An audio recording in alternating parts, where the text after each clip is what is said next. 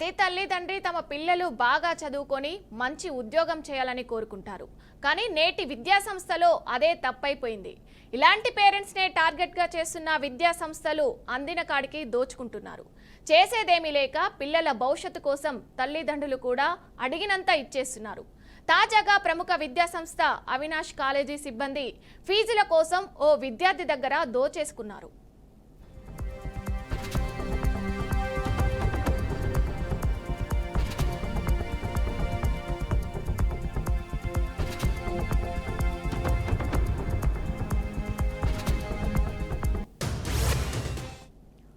Private విద్యా సంస్థల యాజమాన్యాలు లక్షల రూపాయల ఫీజులను ముక్కుపిండి మరీ వసూలు చేస్తున్నారు. తమ పిల్లలకు మంచి విద్యను అందించాలని తల్లిదండ్రులు కాయా కష్టం చేస్తూ పిల్లలకు ఫీజులు చెల్లిస్తున్నారు. అయితే కార్పొరేట్ విద్యా సంస్థలు అధిక ఫీజులు వసూలు చేస్తూనే లేట్ ఫీజుల పేరిట దోపిడీకి పాల్పడుతున్నారు. 2 రోజులు ఫీజు కట్టడం లేట్ అయిందని 3000 పెనాల్టీ వసూలు చేసింది అవినాష్ కళాశాల.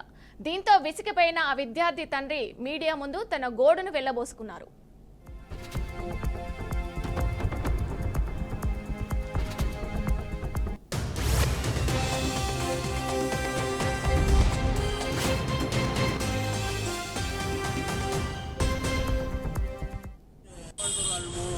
నేను ఒక వారంతో తిరుగుతున్నా, దానికి ఏం రెస్పాన్స్ ఇస్తలేదు. ఏదైనా కట్టినాక కంప్లైంట్ ఇస్తా అని చెప్పినా కంప్లైంట్ ఇస్తాను. 3000 రూపీస్ ఎక్సైజ్ స్టార్ట్ అయ్యి కూడా June 2 స్టార్ట్ అయింది. వాళ్ళు May 30 కల్లా కట్ట అంటే కావాలి కదా పైసలు కూడా మాకు. సెకండ్ ఇయర్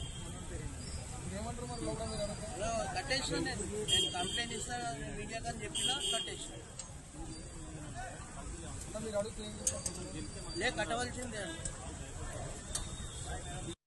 వాళ్ళు నేను ఒక వారంతో తిరుగుతున్నా, దానికి ఏం రెస్పాన్స్ ఇస్తలేదు. ఏదైనా కట్టినాక కంప్లైంట్ ఇస్తా.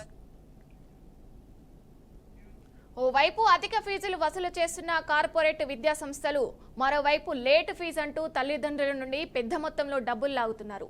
కళాశాల యాజమాన్యం తాజాగా హైదరాబాద్ కోటి వెళ్లే దారి బడిచౌడిలోని అవినాష్ కళాశాలలో 2 రోజులు ఆలస్యమైందని పెనాల్టీగా 3000 రూపాయలు అధికంగా ఫీజు వసూలు చేశారని తల్లిదండ్రులు ఆవేదన వ్యక్తం చేశారు. ఓవైపు లక్షల్లో ఫీజులు కడుతున్నా 2 రోజులు ఆలస్యం పేరిట ఈ అధిక ఫీజులు వసూలు చేయడం ఏంటని ప్రశ్నిస్తున్నారు. వీరి అక్రమాలను విద్యాశాఖ అధికారులు చూసి చూడనట్టు వ్యవహరిస్తున్నారని, సామాన్య మధ్యతరగతి ప్రజలు ఈ ఫీజులు కట్టలేక ఆత్మహత్యలు చేసుకుంటున్నారని ఆవేదన వ్యక్తం చేశారు.